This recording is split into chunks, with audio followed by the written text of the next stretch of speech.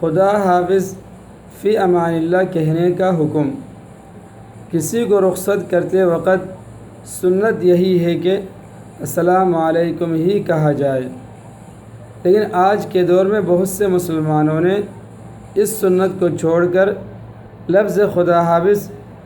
یا فی امان اللہ کہنا شروع کر دیا ہے۔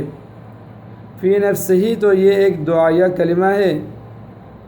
لیکن اصل سنت رسول صلی اللہ علیہ وسلم کو چھوڑ کر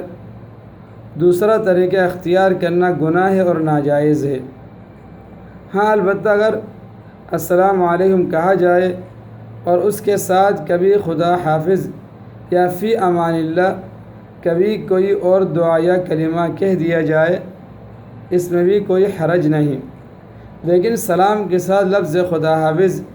یا فی امان اللہ کو التزاماً کہا جائے، بس اسی لفظ کو سلام کا جز بنا لیا جائے تو یہ بدعت ہو جائے گی، اس سے اجتناب کیا جائے۔